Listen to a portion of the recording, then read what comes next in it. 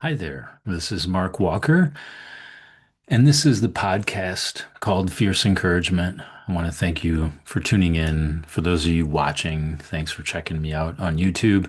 For those of you listening on your favorite podcast app, I couldn't be more glad that you're here, and I hope this finds everybody doing well wherever you're at.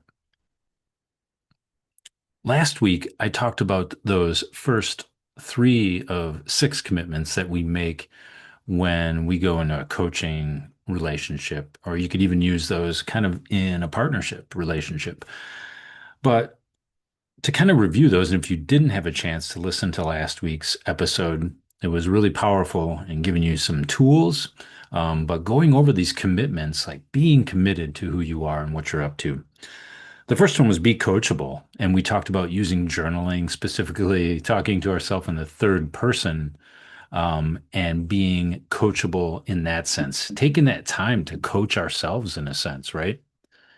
Especially if we don't have those resources, a journal, a notebook, and a pen, and talking to ourselves in the third person and being coachable for ourselves is a really powerful practice. The second thing we talked about was kind of focusing on the positive. I even broke off and said, think about it in the neutral sense. Sometimes it's hard for me, and I've heard this from other coaches and leaders. It's hard for clients and people to take that big step up into positive land. It can kind of feel like we're faking it. So, if nothing else, come back to this impartiality, in a sense, a neutralness, and start from there. We often don't know what it looks like, what success might look like for us. So, focusing on the positive, and even better, if you can't get to positive, start in that neutral. Hey, let me just take one step today. That was the second commitment. The third commitment is showing up on time and being focused on the conversation. And I kind of use the analogy or the tool of our calendar and time blocking to discipline ourselves in showing up on time and being ready.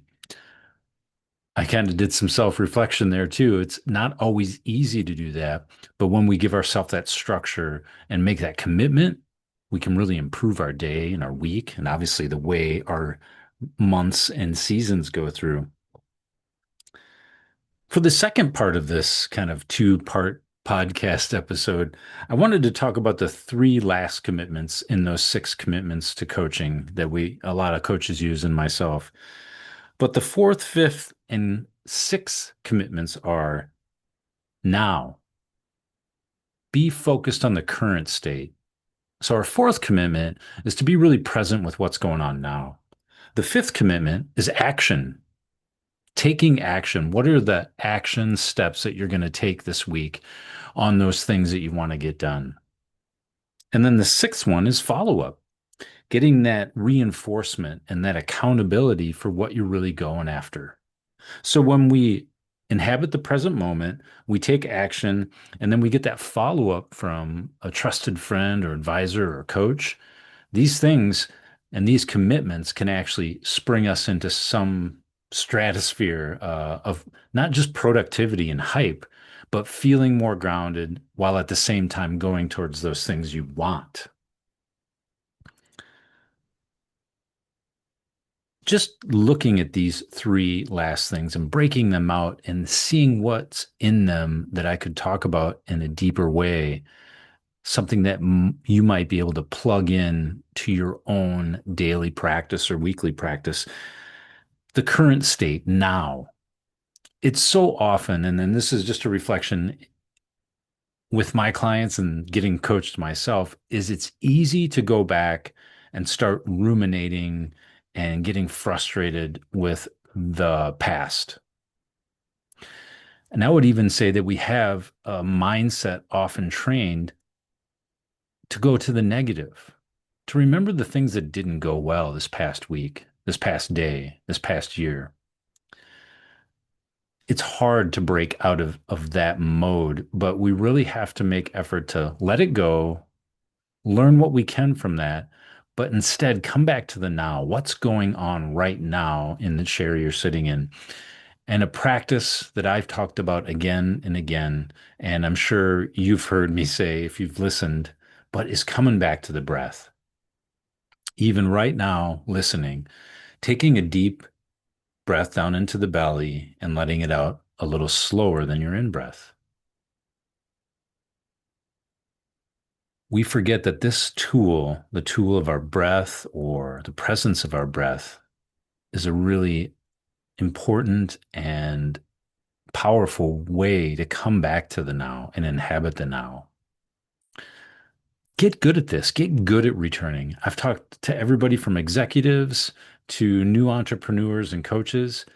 When we get good at managing our nervous system and getting out of that fight or flight, that limbic system, and getting into our creative parts of our mind and thinking, we actually open up paths and avenues to new ways of thinking and approaching problems and difficulties. So inhabit that now and use your breath to guide yourself there. The fifth point was action, taking action. This is one area that really distinguishes coaching or coaching energy, you could say, from a therapeutic healing modality.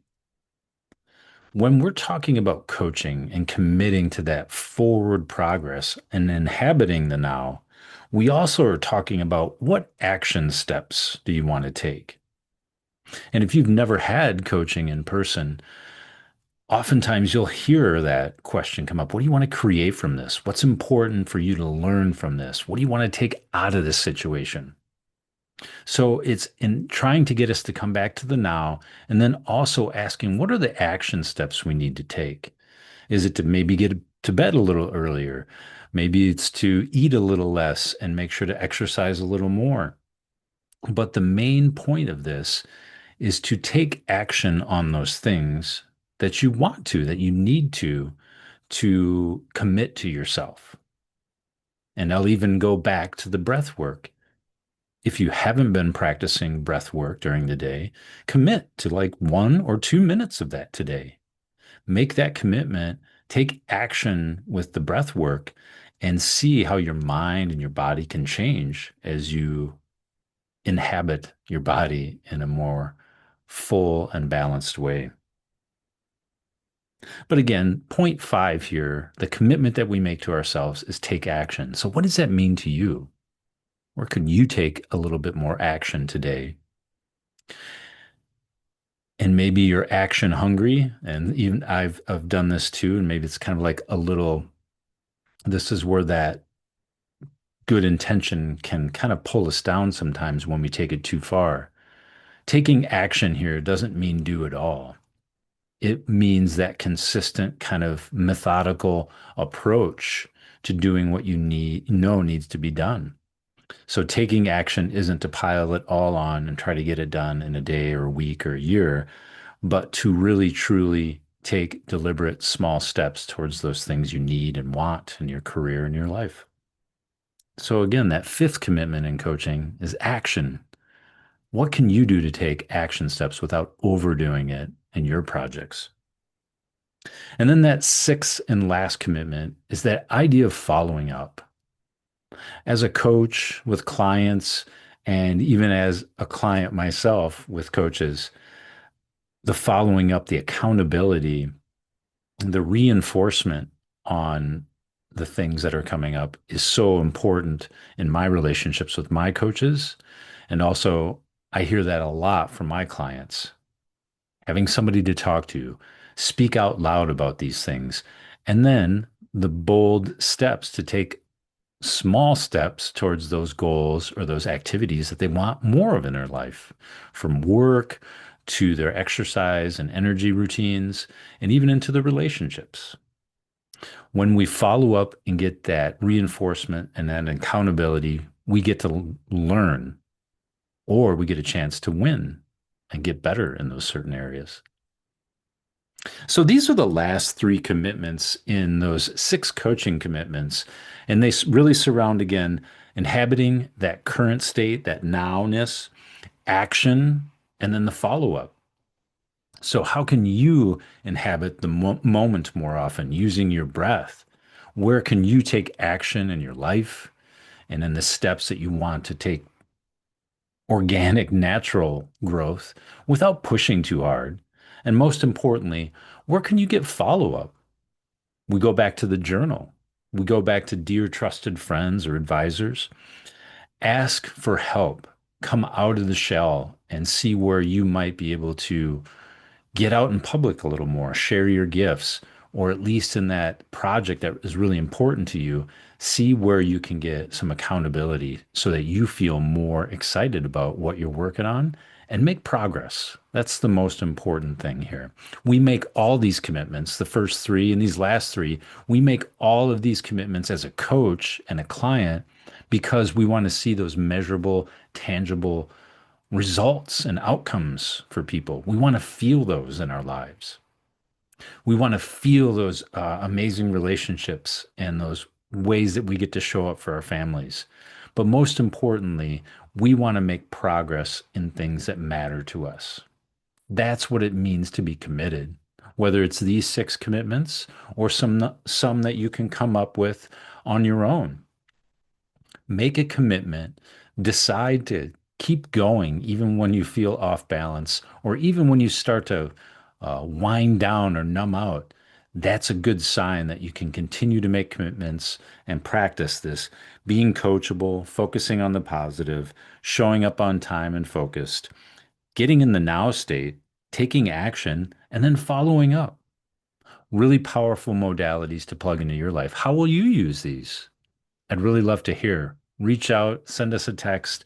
Otherwise, check out the link in the podcast show notes. I'd love to have a courtesy strategy call with you and see where you're at and what you're working on in your life and in your business and in your world. Otherwise, thank you so much for listening. I hope you have a great day, a great evening, wherever you're at. And this has been Mark, and this is Fierce Encouragement. Take care now. Bye bye.